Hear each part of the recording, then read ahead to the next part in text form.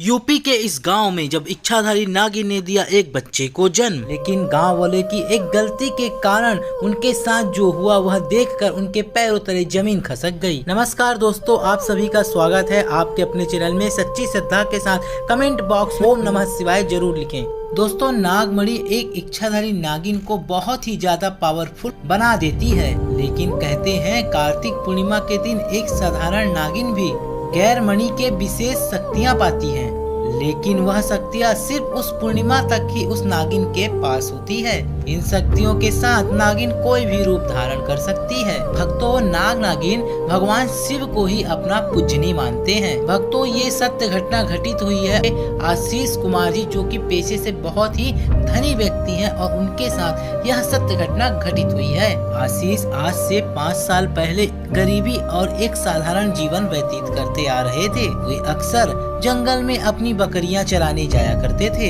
एक दिन बकरियां चराते चराते वे जंगल के थोड़ा और अंदर को चले गए। उसी जंगल में एक इच्छाधारी नागिन एक विशाल पेड़ के पास अपने नाग के साथ रहा करती थी। वो नागिन गर्भवती थी और शाम का वक्त था। आशीष जब उस पेड़ के पास से गुजरा तो उसे दूर से एक चीज बहुत ही तेज रोशनी में चमकते दिखाई दी, लेकिन साथ में वह दोनों नागिन भी वहीं पर थे।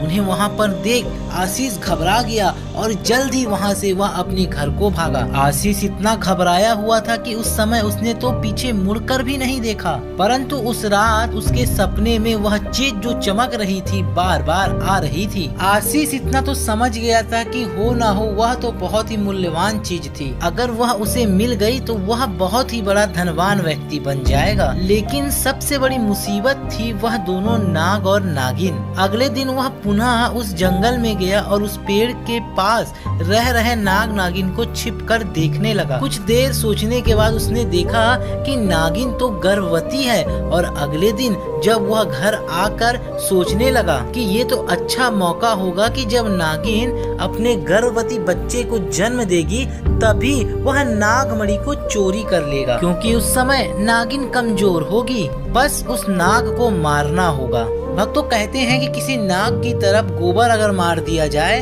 तो वह अपना होश खो बैठता है। अब आशीष हर रोज गोबर लेकर उस नाग को मारने के लिए गोबर लेकर सही समय का इंतजार करने लगा। एक दिन वह मौका भी आया कि जब नागिन अपने बच्चे को जन्म देने वाली थी, तभी चुपके से आशीष ने नाग के मुंह में चुपके से गोबर मारा, फिर एक बड़े पत्थर से उस नाग को मार डाला। फिर उसने उस नागिन और उसके बच्चे को भी मार डाला और जल्दी से नागमणि को उठाकर अपने घर की तरफ बढ़ा।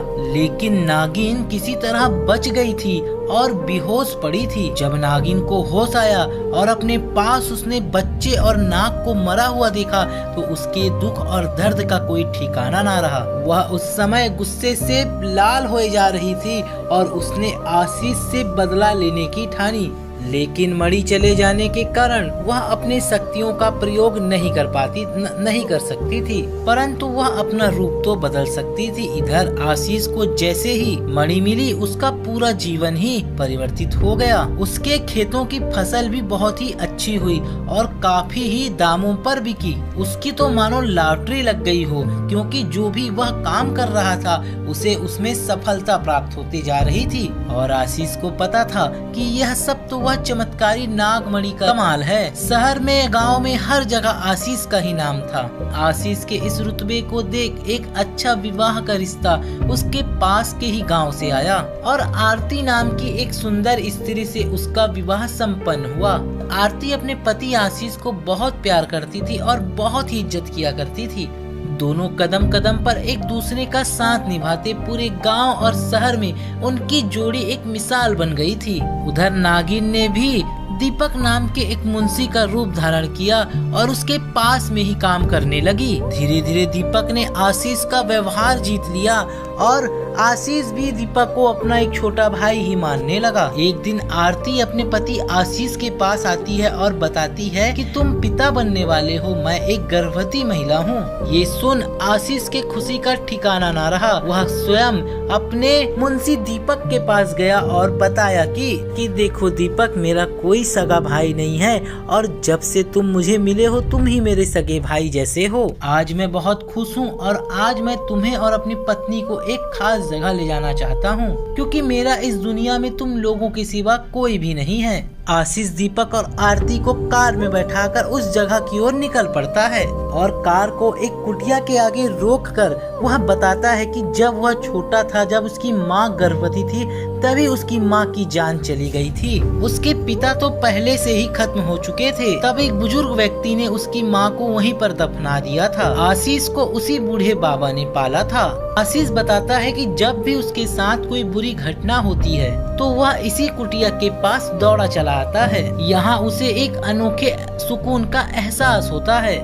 आशीष बताता है कि मैं आज तुम दोनों को इसीलिए यहाँ पर लाया हूँ क्योंकि तुम दोनों मेरी जिंदगी का एक अहम हिस्सा बन चुके हो। भक्तों, यह सुन सभी लोगों के आंखों में आंसू आ जाता है। कुछ देर रुकने के बाद जब वापस वह पहाड़ी से होकर घर को जाते हैं तो तभी अचानक उनकी गाड़ी एक जोर से पत्थर से टकराती है और उनकी गाड़ी को एक जोर का झटका लगता है और उनकी गाड़ी दुर्घटनाग्रस्त हो जाती है। तभी अचानक आशीष तो कार पे ही फंसा रहता है, लेकिन उसकी पत्नी खाई से नीचे गिर एक पेड़ पर लटकी रहती है और उस पेड़ के ठीक नीचे ही एक बहुत ही गहरी खाई थी। भक्तों, वह रात कार्तिक पूर्णिमा की ही रात थी। दीपक अपनी शक्तियाँ पाकर पुनः नागिन का रूप धारण कर लेता है। आशीष दीपक को देखकर चौंक जाता है क्योंकि वह नागिन का रूप धारण कर लेता है। वह नागिन आशीष को बताती है कि ठीक ऐसी ही स्थिति में वह कैसे फंसी थी। नागिन आशीष से बोलती है कि तुमने तो मेरा पूरा संसार ही खत्म कर दिया, मेरे पति और बच्चे को मारकर, और आज मेरे पास तुमसे बदला लेने का सिर्फ यही एक मौका है। आशीष गाड़ी में फंसा हुआ था और रो रो कर नागिन को बोलता है कि तुम भले ही मेरी जान ले लो,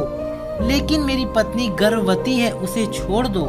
परंतु तभी उस नागिन को अपनी वही स्थिति याद आती है कि क्या होता है कि जब कोई अपना हमसे दूर चला जाता है, जिंदगी का सबसे बड़ा दुख होता है।